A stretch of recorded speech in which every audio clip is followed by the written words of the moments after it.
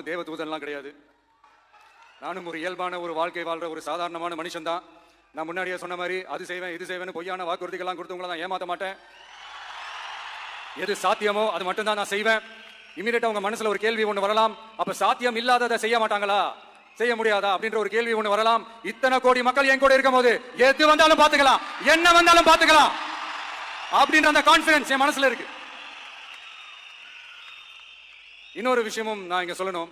இன்னைக்கு நம்ம தமிழ்நாடு கவர்மெண்ட் இருக்கிற அந்த நிலைமையை பத்தி நான் உங்ககிட்ட நான் சொல்லணும். கிட்டத்தட்ட 10 லட்சம் கோடிக்கு மேல கடன் வாங்கி வச்சுட்டு போயிருக்கிற இன்னைக்கு அந்த தமிழ்நாடு அரசு இருக்கிறப்போ, கஜானாவை சுத்தமா தொடச்சி வலிச்சு வச்சுட்டு போயிருக்கிறப்போ, தூக்க முடியாத சுமையை ஏத்தி வச்சுட்டு போயிருக்கிறப்போ, அப்படிப்பட்ட ஒரு நிலைமையில தான் இந்த பொறுப்பை நம்ம கையில் எடுத்திருக்கிறோம். உடனே நீங்க நினைக்கலாம், என்னடா இவர் ஏதோ பொறி வச்சு பேசுறாரா அப்படின்னு. அப்படிலாம் எதுவுமே கிடையாது.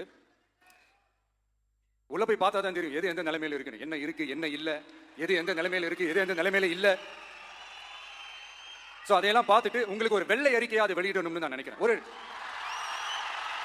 ஒரு டிரான்ஸ்பரண்டான ஒரு கவர்மெண்டா, அதாவது இன்னைக்கு நம்ம தமிழ்நாடு கவர்மெண்ட் இந்த நிலைமையில தான் இருக்கு அப்படின்றத உங்ககிட்ட சொல்லிட்டு I just want to take it forward from there. அதை தான் நான் முதல்ல செய்யணும்னு நினைக்கிறேன்.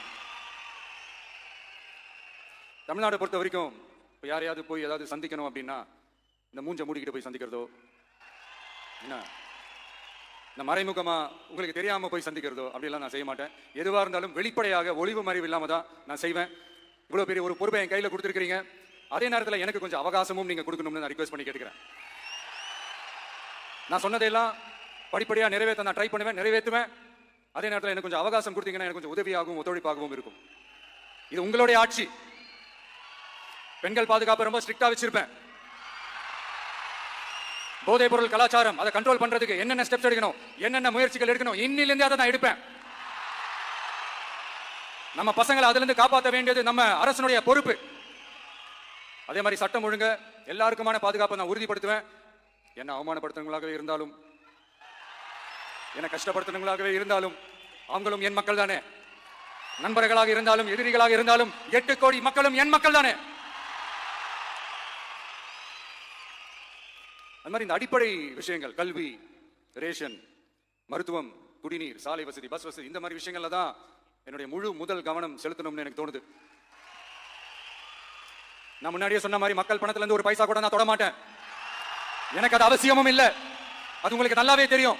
இந்த விஷயம் தப்பு பண்ண மாட்டான், தப்பு பண்ணவும் விட மாட்டான்.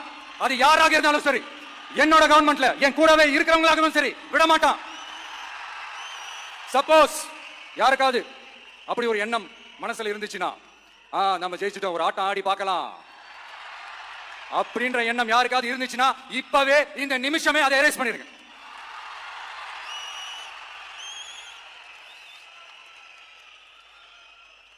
இங்க ஒரே சென்டர் தான், என் தலைமையில் உண்டான சென்டர். இந்த பக்கம் ஒரு சென்டர், இந்த பக்கம் ஒரு பவர் சென்டர், அங்க ஒரு பவர் சென்டர், அதெல்லாம் கிடையவே கிடையாது. இப்பவே சொல்லிடுறேன்.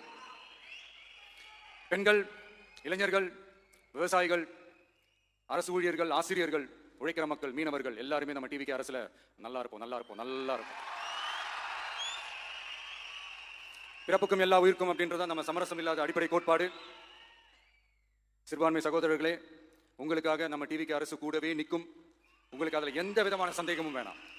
இந்து முஸ்லிம் கிறிஸ்தவர்களுக்கான முகம் தான் இந்த விஜயனுடைய முகம். அதுல 100% நீங்க இந்த விஜயை நம்பலாம். இப்படி ஒரு சூழலை ஏற்படுத்தி கொடுத்த தமிழ்நாட்டு மக்கள், ஒட்டுமொத்த மக்கள், உங்கள் அனைவருக்கும் இந்த நேரத்தில் என்னுடைய நன்றியை தெரிவிச்சு. இன்னொருத்தவங்களுக்கு முக்கியமா நான் நன்றி சொல்லணும். அது இந்த விஜய் மாமாவோட குட்டி நண்பா நண்பீஸ்.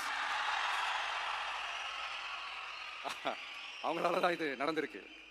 உங்களுக்கு எப்படி நன்றி கடன் செய்யணும்? உங்களுக்காக உங்க ஃபியூச்சரை மைண்ட்ல வச்சுக்கிட்டு எல்லா நல்ல விஷயங்களையும் உங்களுக்காக இந்த விஜய் மாமா செஞ்சு கொடுப்பான்.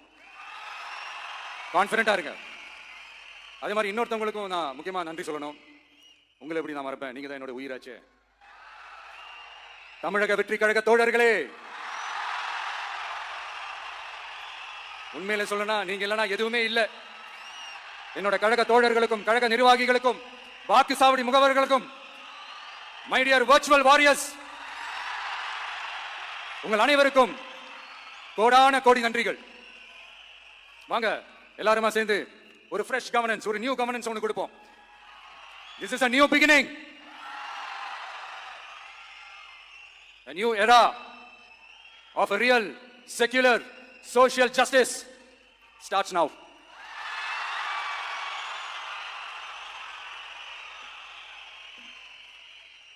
மக்கள் நலன்களை மட்டுமே லட்சியமாக கொண்ட நமது அரசுக்கு பக்கபலமாக நின்று ஆதரவை வழங்கியுள்ள காங்கிரஸ் பேரியக்கத்தின் தலைவர் மதிப்புக்குரிய திரு மல்லிகார்ஜுன் கார்கே அவர்களே, பாராளுமன்ற எதிர்க்கட்சி தலைவர் மதிப்புக்குரிய மை பிரதர் திரு ராகுல் காந்தி அவர்கள்,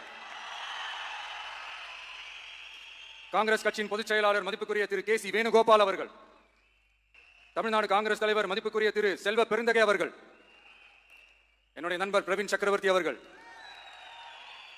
சிபிஐஎம் கட்சியின் தேசிய பொதுச் செயலாளர் மதிப்புக்குரிய தோழர் திரு எம் ஏ பேபி அவர்கள், மாநில செயலாளர் மதிப்புக்குரிய தோழர் திரு பி சண்முகம் அவர்கள், அரசியல் தலைமை குழு உறுப்பினர் மதிப்புக்குரிய தோழர் திரு கே பாலகிருஷ்ணன் அவர்கள், பாராளுமன்ற உறுப்பினர் மதிப்புக்குரிய தோழர் திரு சு வெங்கடேசன் அவர்கள், நமது அரசுக்கு ஆதரவு வழங்கியுள்ள விடுதலை சிறுத்தைகள் தலைவர் மதிப்பிற்குரிய அண்ணன் திரு திருமாவளவன் எம்பி அவர்கள், நாடாளுமன்ற உறுப்பினர் மதிப்புக்குரிய திரு ரவிக்குமார் அவர்கள், சட்டமன்ற குழு தலைவர் மதிப்பிற்குரிய திரு வன்னி அரசு அவர்கள், சிபிஐ கட்சியின் தேசிய பொதுச் செயலாளர் மதிப்புக்குரிய தோழர் திரு டி ராஜா அவர்கள், மாநில செயலாளர் மதிப்புக்குரிய தோழர் திரு எம் வீரபாண்டியன் அவர்கள், முன்னாள் தமிழ்நாடு மாநில செயலாளர் மதிப்புக்குரிய தோழர் திரு ரா முத்தரசன் அவர்கள், இந்திய யூனியன் முஸ்லிம் லீக் கட்சியின் தலைவர் மதிப்புக்குரிய டாக்டர் திரு காதர் மொய்தீன் அவர்கள், நாடாளுமன்ற உறுப்பினர் மதிப்புக்குரிய திரு நவாஸ் கனி அவர்கள், உங்க எல்லாரையும் வருக வருக என்று வரவேற்கிறேன்.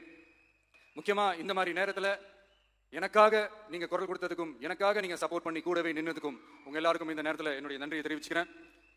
கான்பிடண்டா இருங்க, நல்லதே நடக்கும், வெற்றி நிச்சயம்.